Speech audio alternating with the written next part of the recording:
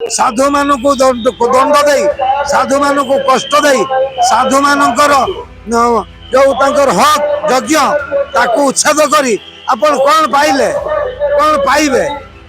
मानविकता जागृत है कि आज ये जो कार्य देखुं ये स्वयं ब्रह्मा विष्णु महेश्वर से ब्रह्मा विष्णु महेश्वर सांगर सुदर्शन से मानवीय लीला करुँच मानवीय लीला करने ये यात्रा बा जहाँ किसी जय जगन्नाथ वर्तमान आप देखिपुवा अल्प समय मध्य महाप्रभु पहंडी यात्रा आरंभ हम से मध्य आम सह अच्छा जड़े ओडिशा और ओडिशा बाहर सारा भारत वर्ष से भ्रमण कर सब मठ मंदिर को जाऊँच से बाबा सीधा सड़क पचारि बुझा केमती कौन महाप्रभु दर्शन कले कौन अनुभूति कौन अनुभव कौन अलौकिक से देखी कौन कहे बाबा आम भैरवानंद सरस्वती महाभैरव ठाकुर मुंडा मयूरभंज आनंदर कथा प्रतिवर्ष पर ए वर्ष भी श्री गुंडीचा यात्रार आज तृतीय दिवस प्रतिदिन आम श्रीमंदिर को जाती महाप्रभु को चतुर्धामूर्ति की दर्शन करने मंदिर को प्रवेश करने पड़े रत्न सिंहासन दर्शन करती किंतु ये जो गुंडीचा यात्रा ये गोटे एमती दिन महाप्रभु स्वयं निजे बड़दाण्ड को ले आसती भक्त मान को दर्शन दवापाई से गुंडीचा माँ को कथा देते वर्षर थे जन्म वेदी की आसवे से आषाढ़ शुक्ल द्वितीय से आषाढ़ शुक्ल द्वितीय महाप्रभु श्रीमंदिर छाड़ी आज गुंडीचा मंदिर सिंहद्वार विराजमान कर प्रथम दिन तो रथ पहुँची पारे द्वितीय आज रथ पहुँची आज महाप्रभु श्री रथ मरु आज उल्लई जीवे आड़प मंडप को जो माँ गुंडीचा से चर्चा करेंगे दीर्घ 3 दिन होगा प्रभु से सुकिली भोग अच्छा जे 56 भोग 60 पौटी खाइला वाला से आज भोकर अच्छा माँ गुंडीचा भी सियाड़ अपेक्षा रही महाप्रभु केतबले देउल को प्रवेश करेंगे तापर माँ गुंडीचा खीरी खिचुड़ी डालमा बेसर महुर केते कौन जे चर्चा कौन महाप्रभु कौन अलौकिक अच्छी से घटना पर किसी कह अलौकिक महाप्रभु सबु कार्य अलौकिक से आश्चर्य देवता से मानवीय लीला करते आसचंती मर्त्य को आज ये जो कार्य देखुं ये स्वयं ब्रह्मा विष्णु महेश्वर से ब्रह्मा विष्णु महेश्वर सांगर सुदर्शन से मानवीय लीला करुँच मानवीय लीला करने ये यात्रा बा जहाँ किसी आम देखु सी आज आसचंती गुंडीचा माँ पाखक जन्म वेदी को किंतु सांगरे बड़ भाई भौणी सुभद्रा सुदर्शन सहित माने गोटे परिवार कि प्रकार आम समस्ते मिसिकी रहिबा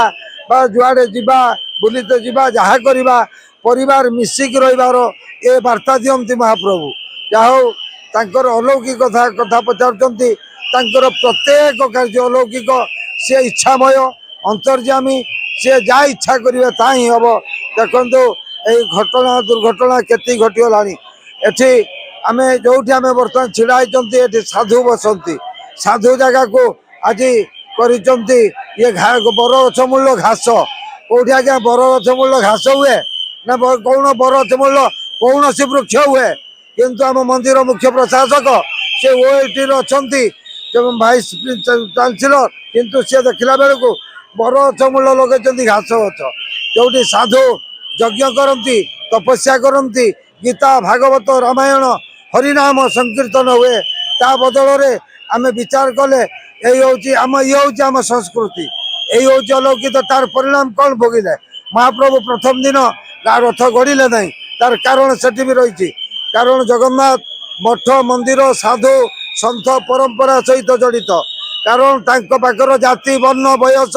किसी ना समस्ते सामान सी समस्त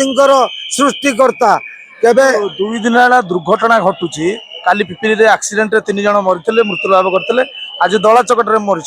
से विषय आप कौन कहे प्रशासन भूल रोचे ना लोक मान ना प्रकृत से मुक्ति पाँच देखु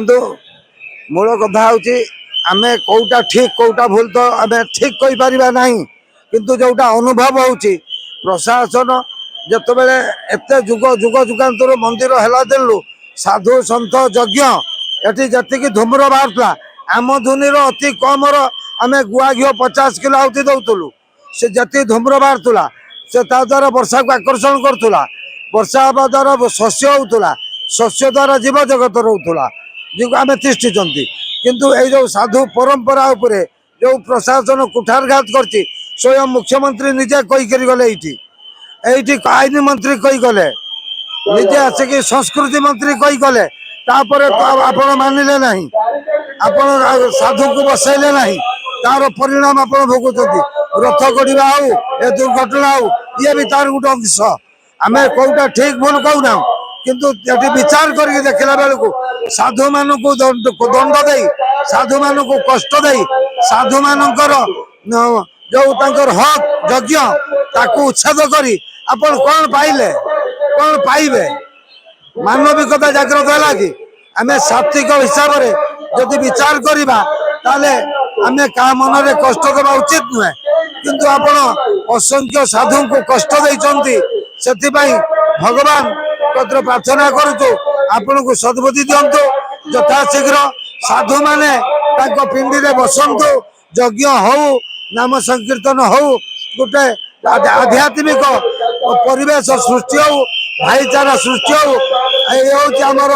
মহাপ্রভুଙ୍କୁ ପ୍ରାର୍ଥନା ଏବଂ ପ୍ରଶାସନକୁ ଉପଦେଶ ଯାହା ଆମ ମାନବ ସମାଜ ପାଇଁ ମଙ୍ଗଳଦାୟକ ହବ ଜୟ ଜଗନ୍ନାଥ